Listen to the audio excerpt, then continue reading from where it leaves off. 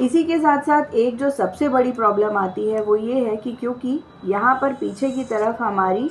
Backbone होती है, हमारी रीढ़ की हड्डी होती है, इसके जो प्रेशर है वो जब रीढ़ की हड्डी पे पड़ता है तो बैक एक की प्रॉब्लम सबसे ज़्यादा होती है। तो फाइब्रॉइड में हमने देख लिया कि एक तो साइज़ बड़ा हो जाता है, उसके कारण यूरिनरी ब्लैडर पे, बावल पे और हमारी बैकबोन पे प्रेशर पड़ता है और इसके अलग अलग सिम्टम्स होते हैं।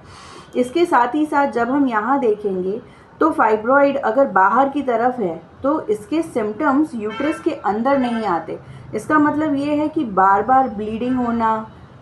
जब पीरियड्स आएंगे तो उसमें पेन होना, ये वाला सिम्टम्स, ये जो अंदर की तरफ वाली गांठ है, अगर इस तरह की कोई गांठ है, इस तरह का कोई फाइब्रॉइड है तो उसमें हमारे को बहुत ज़्यादा ब्लीडिंग और ब्लीडिंग के साथ साथ पेन होना, पीरियड्स लंबे समय तक चलना और इसी के साथ साथ ब्राउनिश या येलोइश डिस्चार्ज के साथ में पीरियड्स होने की प्रॉब्लम होती है। लेकिन अगर यही गांठ बाहर की तरफ होगी तो इसके प्रेशर सिम्टम्स बाहर की तरफ ज़्यादा पड़ेंगे और उस समय दिक्कत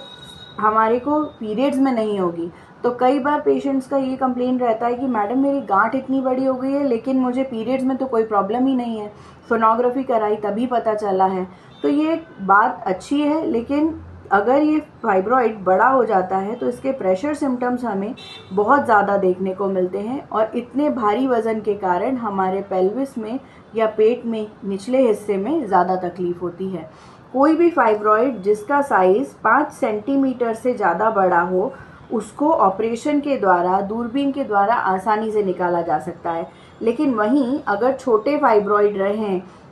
3 या 4 सेंटीमीटर से छोटे, तो इन फाइब्रॉइड्स का दवा के द्वारा इलाज संभव है। तो इसीलिए फाइब्रॉइड की समस्या से डरे नहीं, उसका रेगुलर जांच कराने पर अगर पता चलता है तो अपने गायनेक से सलाह लें।